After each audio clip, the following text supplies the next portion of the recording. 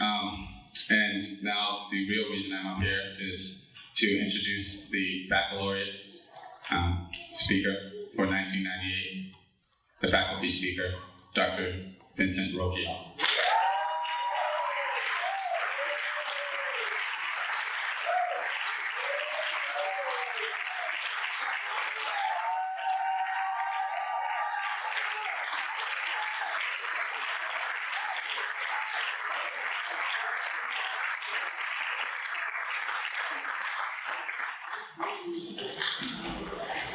Send me up after the tall guy.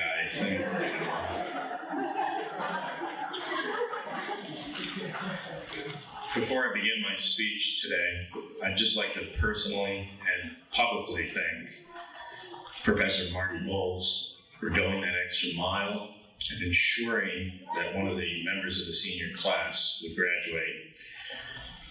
Marty, in addition to being just an outstanding human being, I'm just honored to be on the faculty with you. Thank you very much.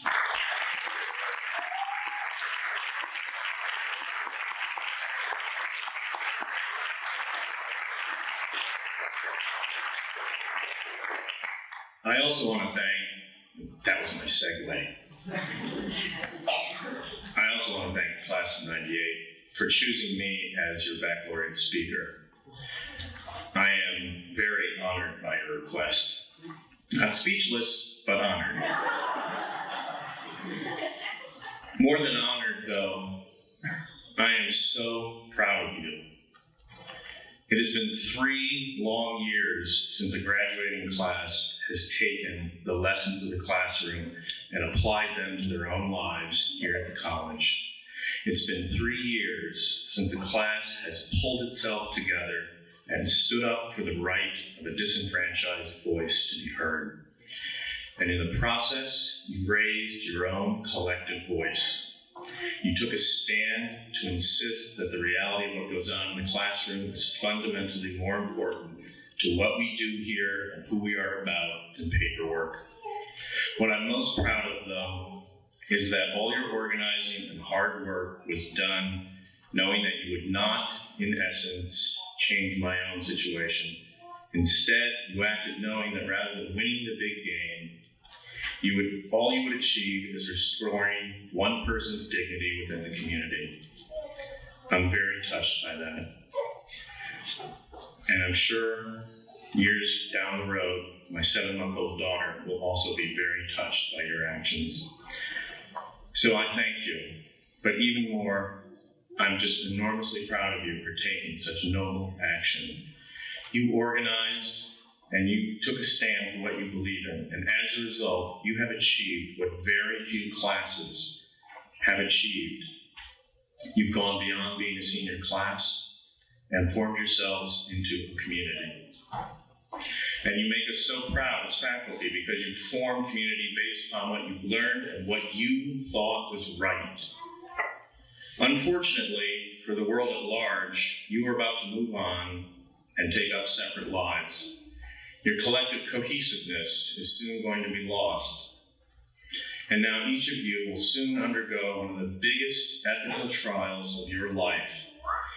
You will leave here armed with the critical skills that provide you with a means to engage and confront the social realities that are imposed upon you.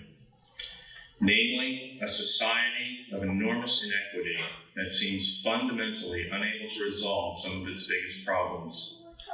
I'm talking about a society that, for all its technological advancement, still denies people access to health care based on something as artificial as class. I'm referring to a country that fundamentally did not listen to Dwight Eisenhower, Republican president and commander-in-chief of the Allied armies of World War II. Eisenhower strongly urged this country to stop a growing military-industrial complex that threatened to rule the society. 20 years later, this warning was thrown on the trash heap.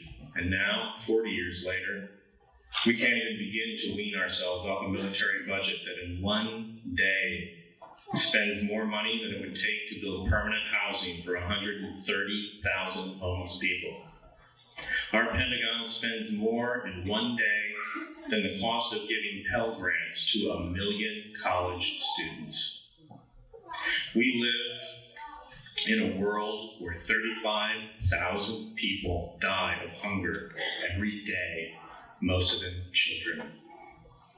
The tragedy is we have the knowledge and the means to stop world hunger, but we lack the collective will to do so.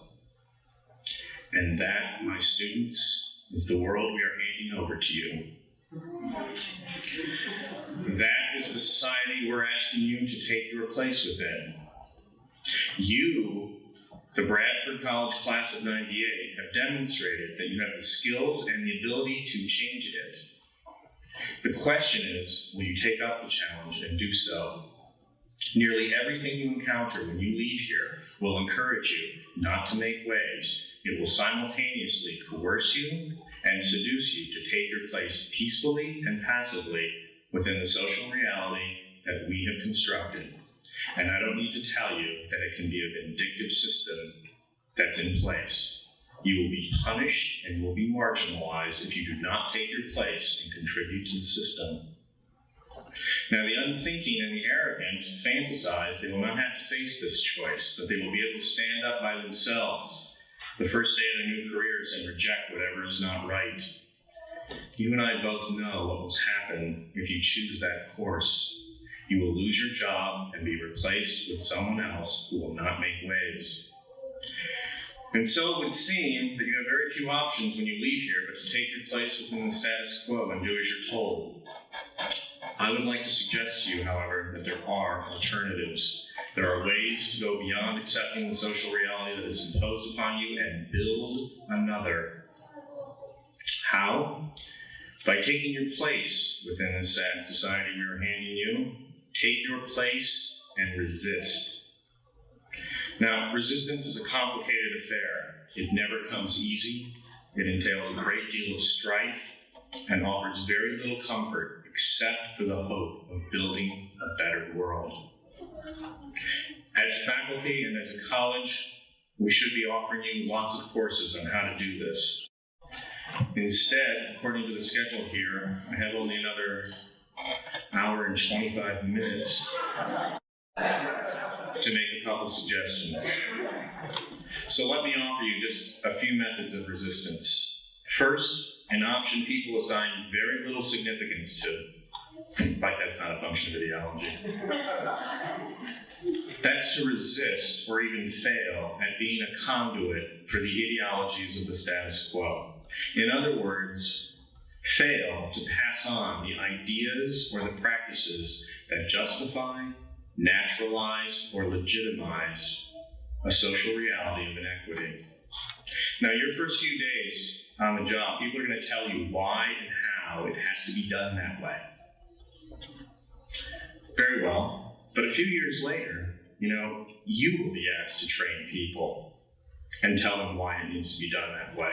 Now, at that moment, you will be empowered more than most people ever realize. Rather than passing on the ideology of inequity invisibly, you will have the opportunity to help someone else see it.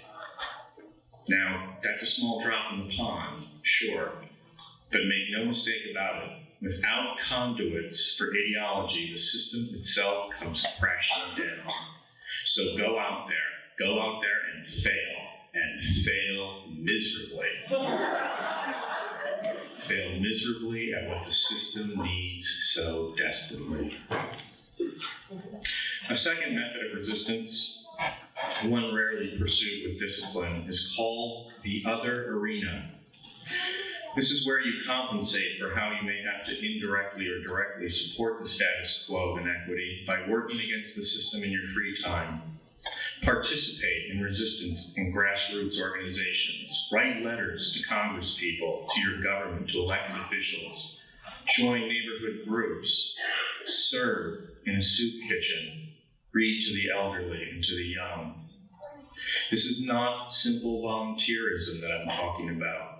What I'm describing is working vigorously in your spare time to bring about a better world. And I'll give you a little hint, I'll give you a little secret. When you work with the poor, when you give them your time, they give you your humanity. Now, my last suggestion is the toughest, but it's a lesson that you, the class of 98, have already learned. So I'd like to give you the opportunity to take that lesson to heart. I'd like to ask you all to stand up right now. Now take a look at each other. And take a look at yourselves as a group. Look at you. You are an organized collective that has armed itself with critical reason and knowledge. You are a community that has found itself by having a moral purpose and learned how to exercise its collective will. You now constitute an enormous threat to the social reality of inequity.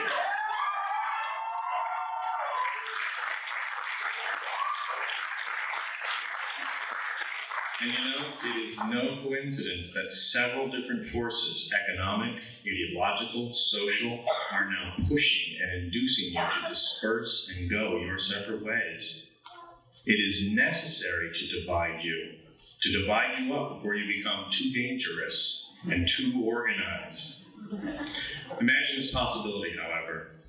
Each of you go your separate ways and pursue your individual goals. But add this to your list of hoped-for achievements. Each of you go out and rebuild what you have attained here. Go out and build authentic community that demands a more just and equitable world. Imagine if you all left and each of you formed a community of 10 that began working for a better world. That would be over 1,000 people. Now, imagine that each of those communities found only two similar groups and formed alliances and worked together to demand and to build a more just and equitable society. Before long, you would transform the very society that looks so imposing and so impregnable right now. You have already built one community. Now go out and build others. The principles for building authentic community are actually very simple. They're just extremely difficult to live by. You, the graduating class of 98, have already shown that you have the critical skills and the moral capacity to do so. So I encourage you to leave here and live by an alternative set of principles. Work for each other. Live for one another. Struggle for each other and give to one another. That is what the foundation of authentic community rests upon. One warning, however. If you work for community, if you struggle to build community, if you live for the community, people are going to call you commune-ists. I, of course, would like to urge you all to become commune-ists.